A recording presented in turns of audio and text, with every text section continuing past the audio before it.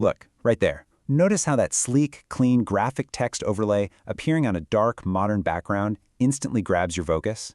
Just with some subtle motion graphics, minimal aesthetic, and sharp kinetic typography, it commands your attention in a way that static words, well, they just can't compete with. We're kicking off today's explainer by looking at this exact phenomenon, seeing how smooth animation transitions can completely transform the mundane into something totally magnetic.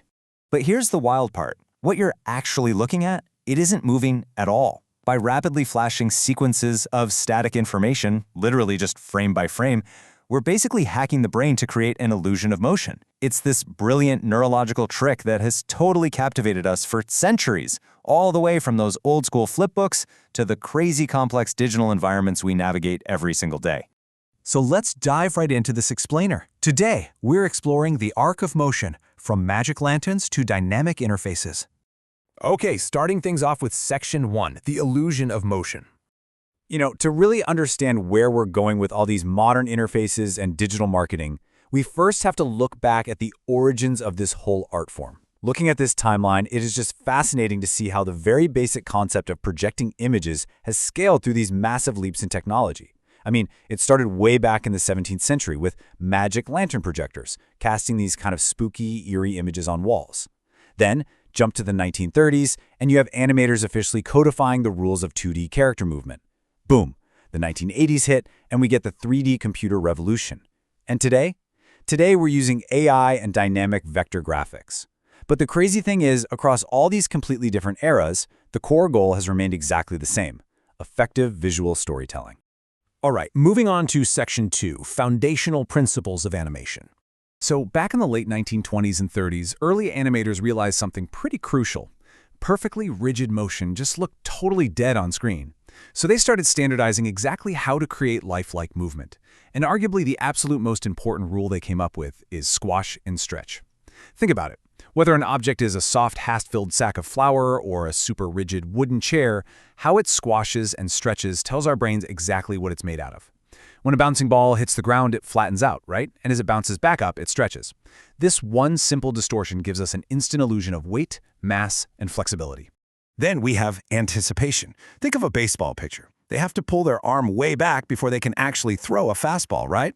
Anticipation ensures the audience is never lost on the screen. It's basically an anatomical rule. Muscles literally have to contract before they can expand. In animation, this technique directs your eye to the exact right spot on the screen right before the main action happens, making sure you never miss a beat.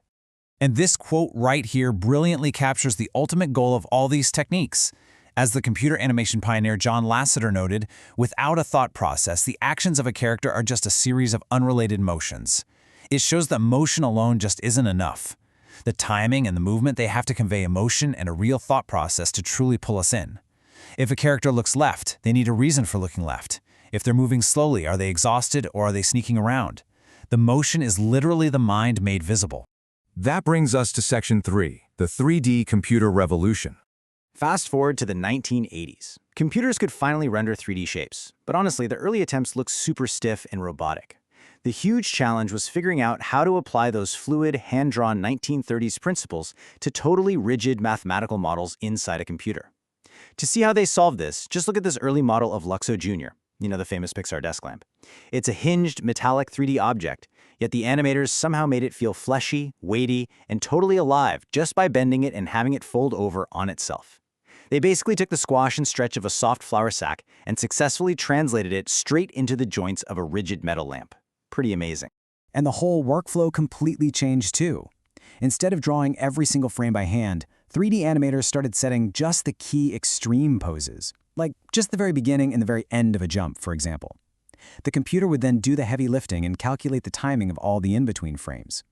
By tweaking the spacing of these computer-generated frames, like making them cluster tightly together or spread far apart, animators could perfectly simulate physical momentum and gravity without drawing a single line.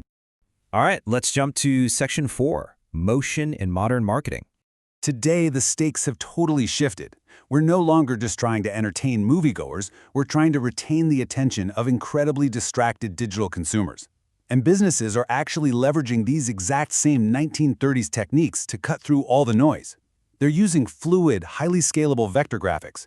They use whiteboard explainers to visually break down super complex tech or consulting concepts. And they rely on carefully timed motion to just keep viewers glued to the screen. The ultimate goal is information retention, and motion is the absolute best tool they use to get there. Just look at how the sleek, kinetic typography smoothly animates onto the dark background right now. This minimal aesthetic actually turns reading into an active, almost emotional experience. By applying animation principles like slow in and slow out to the actual words, we perfectly align the text with the rhythmic messaging.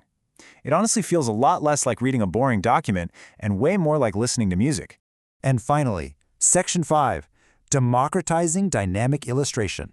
So, creating these fluid animations, whether we're talking about 3D lamps or that sleek typography we just saw, it used to require intensely complex timelines, deep knowledge of keyframes, and honestly, a lot of mathematical intuition. But recent software breakthroughs have completely changed the game for everyday illustrators. If you look at this side-by-side comparison, it reveals a massive shift in how we work. Over on the left, you've got the complex geometric manipulation pioneered in the 80s, but on the right, that is a modern, direct pen-to-screen sketching workflow. We are literally moving from manipulating confusing math graphs to simply drawing the exact performance we want to see. Let's take a closer look at this groundbreaking modern interface.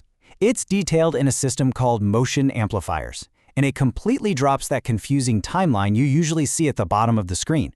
Instead of meticulously managing hundreds of keyframes, this tool lets creators just draw an object, record a movement right with their stylus, and then instantly apply those classic animation rules directly onto their 2D illustrations to create these endless dynamic loops.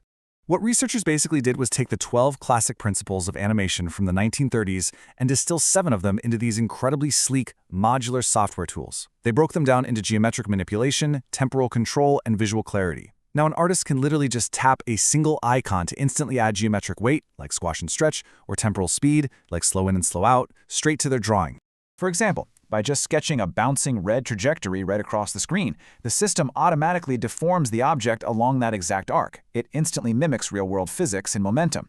The artist doesn't have to sit there and calculate gravity or math. They literally just sketch the path, and the software amplifies the motion based entirely on those timeless rules. And the best part is, because these motion amplifiers are totally modular, creators can endlessly mix and match them. You can apply anticipation to a character, then go ahead and layer on some follow-through. And, hey, if you don't like how it looks, you just toggle it right off. It completely preserves the original art while unleashing this pure, rapid-fire experimentation for the illustrator. Which really brings us to the absolute edge of tomorrow. We've gone from the magic lantern to hand-drawn cells to complex 3D models, all the way to these super intuitive, timeline-free sketching interfaces. But as we start pushing past 2 dimensions entirely, letting artificial intelligence optimize our workflows, and stepping into augmented and virtual realities, it leaves us with an incredibly fascinating question. When we are no longer just looking at a flat screen, but literally standing inside the digital space, how will these timeless 1930s rules of weight, anticipation, and emotion adapt to define the next dimension of motion? Definitely something to think about the next time you see a beautifully animated interface.